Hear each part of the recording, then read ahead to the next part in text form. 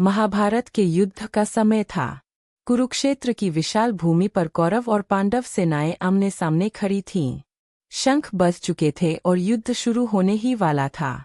पांडवों के महान योद्धा अर्जुन अपने सारथी भगवान श्रीकृष्ण से बोले, हे कृष्ण, मेरा रथ दोनों सेनाओं के बीच ले चलिए, ताकि मैं देख सकूं कि मुझे किन लोगों से युद्ध करना है।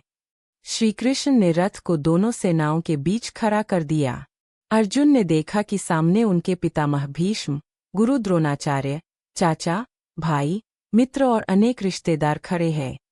उन्हें देखकर अर्जुन का हृदय द्रवित हो गया। उनके हाथ कांपने लगे, आंखों में आंसू आ गए और उन्होंने अपना धनुष गांडीव नीचे रख दिया। अर्जुन बोले, हे कृष्ण, मैं अपने ही प्रियजनों को मारकर राज्य, सुख और विजय नहीं चाहता। ऐसे युद्ध से क्या लाभ जिसमें अपने ही लोग नष्ट हो जाए। अर्जुन की यह स्थिति देखकर भगवान श्रीकृष्ण मुस्कुराए। उन्होंने अर्जुन को जीवन का सबसे महान ज्ञान देना शुरू किया, जिसे आज हम भगवद गीता के नाम से जानते हैं। श्रीकृष्ण ने कहा, हे अर्जुन, आत्मा कभी नहीं मरती। शरीर नश्वर है, लेकिन आत्मा अमर है। जैसे मनुष्य पुराने वस्त्र त्याग कर नए वस्त्र धारण करता है, वैसे ही आत्मा पुराने शरीर को छोड़कर नया शरीर धारण करती है। फिर श्रीकृष्ण ने कर्म का महत्व समझाया। उन्होंने कहा, तुम्हारा अधिकार केवल कर्म करने में है, उसके फल पर नहीं। इसलिए फल की चिंता छोड़कर अपना कर्तव्य निभाओ। उन्होंने अर्जुन को सिखाया कि सच्चा मनुष्य वही है जो सुख दुख, लाभ-हानि और जीत-हार में समान रहता है।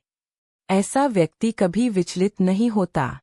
जब अर्जुन के मन में अभी भी कुछ संदेह थे, तब श्रीकृष्ण ने अपना विराट रूप दिखाया।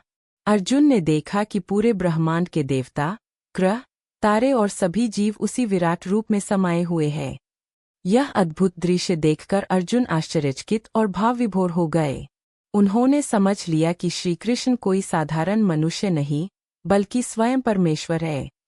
अंत में श्रीकृष्ण ने कहा, हे अर्जुन, अपने सारे संदेह त्याग कर मेरी शरण में आओ और अपने धर्म का पालन करो। श्रीकृष्ण के उपदेश सुनकर अर्जुन का मोह समाप्त हो गया।